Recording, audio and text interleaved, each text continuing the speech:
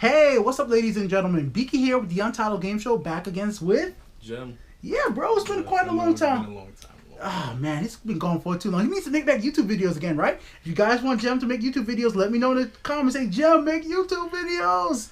Something special might be on the way from Jem, right, Jem?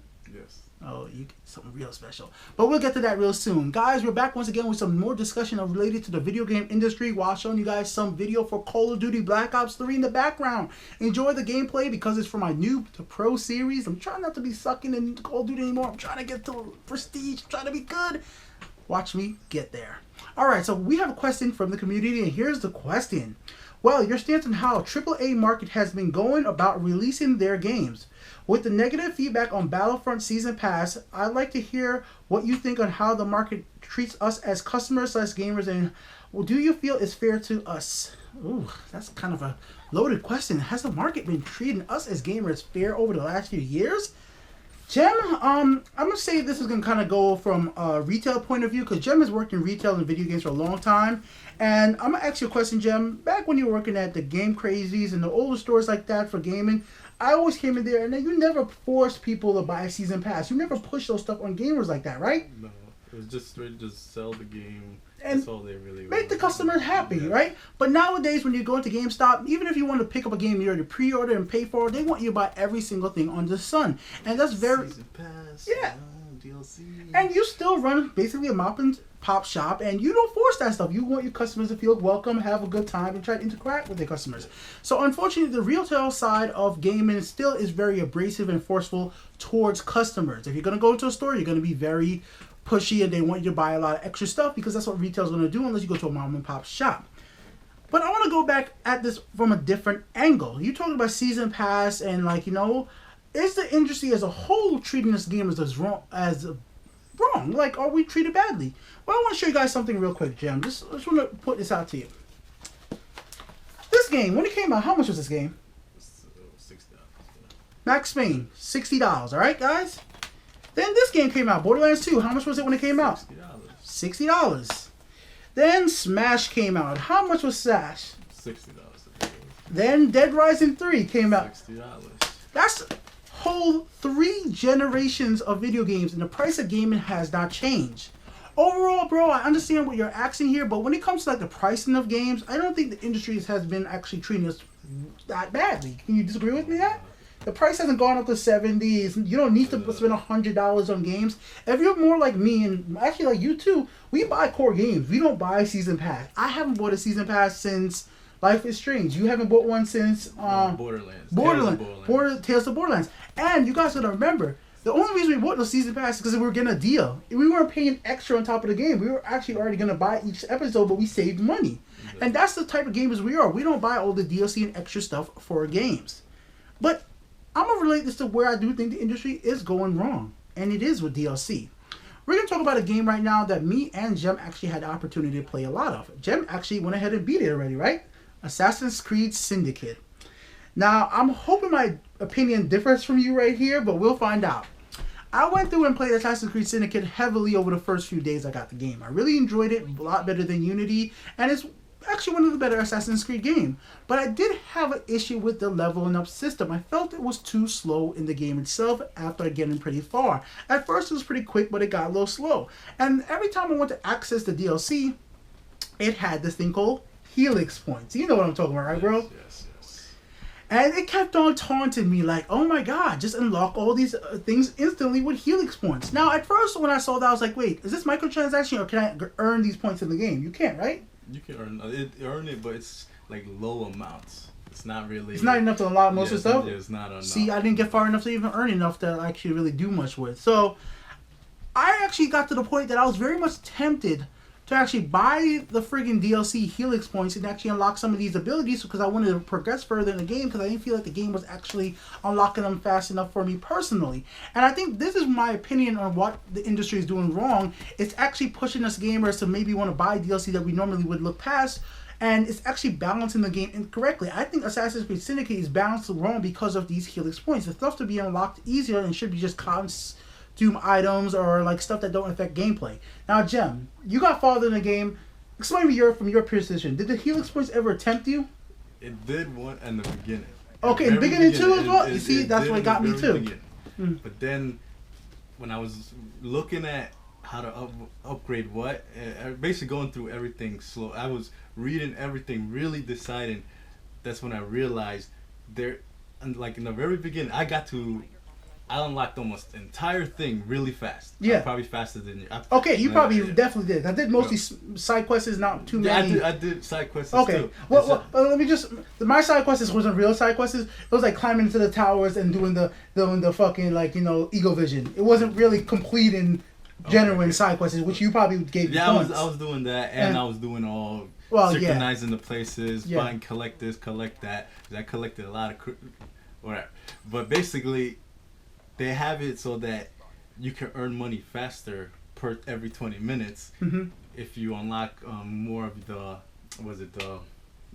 Train and the buildings. the gangs, whatever. Get more money, get into your hideout. Once you unlock more of that, more money starts coming in faster for you, and you start unlocking stuff more faster. See, I actually had a problem with what you're saying right now. I felt that the mechanics in the train wasn't explained well enough to have me actually do that. Because in past Assassin's Creed, Brotherhood, Revelations, even like one that people don't like, even though we personally enjoyed Revelations, I gotta say, it was pretty simple to do the mechanics of unlocking and getting money pretty quickly. I don't think the game actually explained it well enough to me for me to get it. Yeah, it didn't really explain it. You just had to realize. Because I realized after I started reading every single thing, every little like perk, then I was like, oh, okay. And then There is a way to yeah. do it. It made it complicated. Yeah. I think and that's my point. I don't know, because you were willing to push forward with it, right? Let me tell you my outcome, guys. And this is obviously not his because he got pretty far in the game. I literally stopped. I have not played the game in weeks. After I realized that I was about to buy microtransactions to enjoy this game, I paused and thought to myself, I'm not that type of gamer. I don't play games like this. I'm not going to give Ubisoft money because I think their mechanics is screwed up and the game is not balanced correctly. And this is to me where the gaming industry is being abusive to us in the video game industry. It's taking advantage of our mentality. The microtransaction in mobile games, the Candy Crush. It's teasing everybody, sharing the games on Facebook, letting your friends know what you want. It gets you in the mentality to try to trick your brain into like you want these things even though you really don't. Just because you can get it unlocked faster with these Helix points, making you think it like, man, I really want to try that new upgrade for my gang. And it was getting to me, and that was a problem. It usually doesn't. And I'm gonna give a shout out to some of you guys in my comments for my Halo review. Some of you guys wonder why I never mentioned microtransactions, and at the time I was saying that I was able to completely ignore it for the multiplayer. And now I realize why some people, they can't, and that's a factor for them. Me and you, we've been having a pretty good time ignoring this shit. And I could truthfully say, and like you said, you were tempted in the beginning. That was the first time I was straight up. Like, yo, let's talk about that. You only made sense to buy the $20 one because everything else, the $10, $5 was not enough points. Because the $5 one could unlock you one thing and a half. The $10 one could unlock you like 3 things. But the $20 one was so much better value for the money. You felt like you had to buy the $20 one. And I think that's abusive to our brains in its own special way, that they're using players' mentality to try to strangle every little dime out of our pocket. And I think that what Ubisoft did is actually abusive things that the video game industry is starting to do very heavily, because we've seen it definitely in many other multiplayer games, even with cosmetic items. There's been DLC heavy games like Evolve. There's been a lot of problems happening over this year, and I just don't want to see this trend going on. But I will give the credit where credit is due. All these games are still $60, right? It hasn't gone up. Hasn't gone up. So I'm going to give this right now, I'm just going to say my personal opinion, then you give your personal.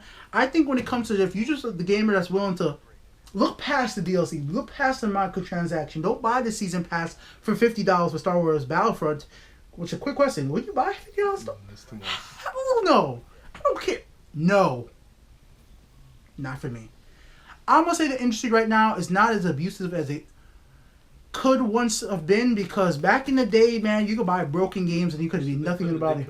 They could have just straight up sell it with like some of the Call of Duty whatever special edition $80 no, whatever. They did, but you didn't save any money.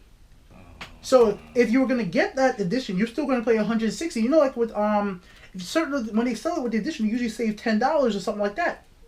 They didn't even do that. Okay. They didn't even like Fallout sell a season pass came with socks at Best Buy. Fallout socks. It's like they're not even giving you a discount. When you pre-order games, you're getting digital goods. If you all right, we're gonna keep talking about this a little.